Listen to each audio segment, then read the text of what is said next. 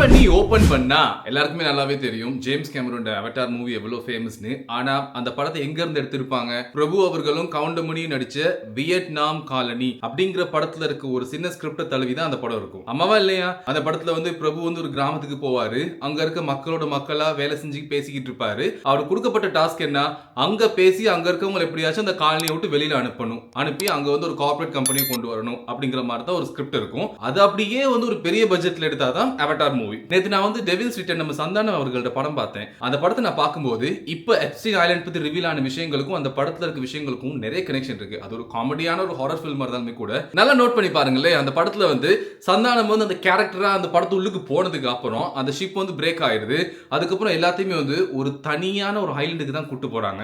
அங்க போனா man eaters இருக்கானுங்க. அங்க இருக்கவங்க எல்லாம் கொன்னு குவிச்சு அவங்களோட பழங்குடி மக்களுக்கு அவங்கள பலி கொடுக்கறது, அவங்கள சாப்பிடுறது, அங்க வர்றவங்களை வெளியில போவாம பாத்துக்கிறது, அங்க இருக்க இன்ஃபர்மேஷன் எதுவுமே வெளியில போவாம பாத்துக்கிறது, மாஸ் கில்லிங், அந்த உள்ள சடங்கு சம்பிரதாயம் எல்லாம் பண்றது, இந்த மாதிரியான நிறைய விஷயங்கள் ரொம்ப காமெடியாவே காட்டியிருந்தாலும் லிட்டரலி இதே விஷயங்கள் தான் எப்ஸ்டைன் ஐலண்ட்ஸ்ல நடக்குது. சோ முதல்ல சந்தானம் அவர்கள் இந்த ஸ்கிரிப்டை இதுக்கு பின்னுக்கு இப்படி ஒரு பிஹைண்ட் தி ஸ்டோரி இருக்குன்னு தெரிஞ்செடுத்தாங்களோ தெரியாம எடுத்தாங்களோ தெரியல. பட் ஆனா எப்ஸ்டைன் ஐலண்ட்ல நடக்கிற விஷயங்களுக்கும் சந்தானம் அவர்கள் நடிச்ச டெவில்ஸ் டபுள் ரிட்டர்ன் அப்படிங்கிற இந்த மூவில நடக்கிற நிறைய விஷயங்களுக்கும் நிறைய ஒத்துமை இருக்கு.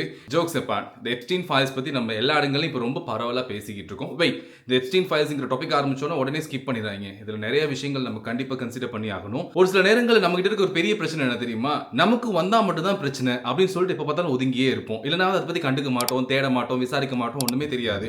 ஆனா நம்மளுக்குன்னு ஒன்று வரும்போது மட்டும் தான் அது நமக்கு வலிக்கும். அந்த ஒரு சில விஷயங்கள் நம்ம கண்டிப்பா மாத்திக்கிட்டே ஆகணும். ஏன்னா இந்த எப்ஸ்டைன் ஃபைல்ஸ் ரிலீஸ் ஆனதுக்கு அப்புறம் அதுல எத்தனை குழந்தைகளை அவனுங்க அநியாயப்படுத்தியிருக்கானுங்க, நாசமாக்கியிருக்கானுங்க, உயிரோட கொன்றிருக்கானுங்க, எரிச்சிருக்கானுங்க, கற்பழிச்சு கொண்டிருக்கானுங்க. இந்த மாதிரி தனிப்பட்ட தேவைகளுக்காக எத்தனை குழந்தைங்களை இவங்க சின்ன பின்னம் ஆக்கியிருக்கானுங்கன்னு சொல்லிட்டு அது நம்ம ஊரா இருந்தா என்ன, வெளியூரா இருந்தா என்ன, எல்லாமே குழந்தைங்க தானே. ஸோ இதுல ஒரு தனிப்பட்ட ஆள் மட்டும் சம்பந்தப்பட்டு இல்லை. இந்த உலகத்துல இருக்க மிகப்பெரிய மில்லியனர்ஸ், பில்லியனர்ஸ், பெரிய பெரிய பொலிட்டீஷியன்ஸ் எல்லாருமே இன்வால்வ் ஆகி அவனுக்கு தனிப்பட்ட சோகங்களுக்காக எத்தனை பேரை கொண்டிருக்கானுங்க, கொலையா குவிச்சிருக்கானுங்க. இதுல இன்னொரு முக்கியமான விஷயம் என்னன்னு சொன்னா இந்த பெரிய பெரிய பணக்காரங்க சொல்லுவாங்க, இந்த ஒரு கிராமத்தை நான் தத்தெடுத்துக்கிறேன், இத்தனை குழந்தைங்களை நான் தத்தெடுத்துக்கிறேன், இத்தனை குழந்தைங்களை நான் அடாப்ட் பண்ணி நான் படிக்க வைக்கிறேன், வளர்க்குறேன், இந்த மாதிரி பண்றேன்னு சொல்லிட்டு. ஆனா இதுக்கு பின்னணியில இருக்க அந்த கசப்பான உண்மைகள் இப்பதான் கொஞ்சம் கொஞ்சமா வெளியில தெரிய வருது. எதுக்காக அவனுங்க எல்லாம் பண்றானுங்க, எதுக்கு இந்த குழந்தைங்களை கொண்டு போறாங்கன்னு சொல்லிட்டு. ரீசெண்டா ஒரு ஆர்டிகல் படிச்சேன். 2014ல விளாடிமிர் புடின் ஒரு ஸ்டேட்மெண்ட் கொடுத்திருக்காரு.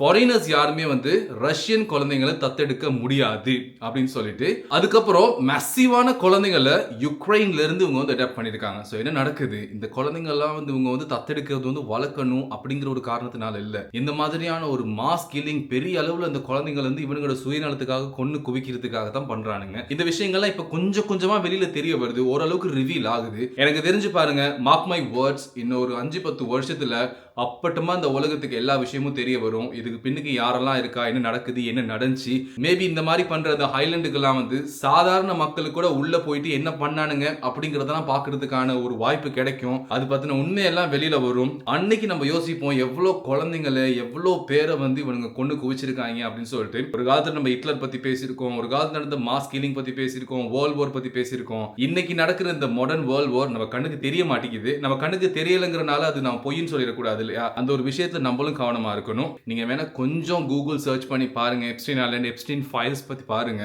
உங்களுக்கு தெரியும் எவ்வளோ வால்கரா, எவ்வளோ வயலன்ஸா. நம்ம வீட்லயோ நம்ம பக்கத்து வீட்லயோ தெரிஞ்சவங்க யாருக்கும் இந்த மாதிரி விஷயம் நடந்துருச்சுன்னா எப்படி இருக்கும்? ஸோ அதனால காணாம போற குழந்தைங்க எல்லாருமே ஆக்சிடென்ட்லி காணாம போகல. அது எந்த நாடா இருந்தாலும் பரவாயில்ல.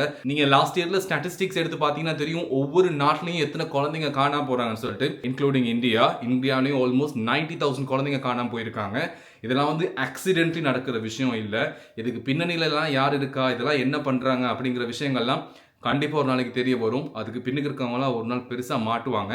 அன்னைக்கு அவனுங்கெல்லாம் சாவடிக்கணும், அடிக்கிற சாவடிக்கணும். எனிவேஸ், இந்த விஷயங்கள்லாம் நீங்களும் கொஞ்சம் தேடி பாருங்க. இந்த அவேர்னஸ் எல்லாத்துக்குமே ரொம்ப அவசியம், அத்தியாவசியம். அண்ட் இந்த வீடியோ பிடிச்சிருந்துச்சுன்னா சப்ஸ்கிரைப் பண்ணுங்க guys. See you.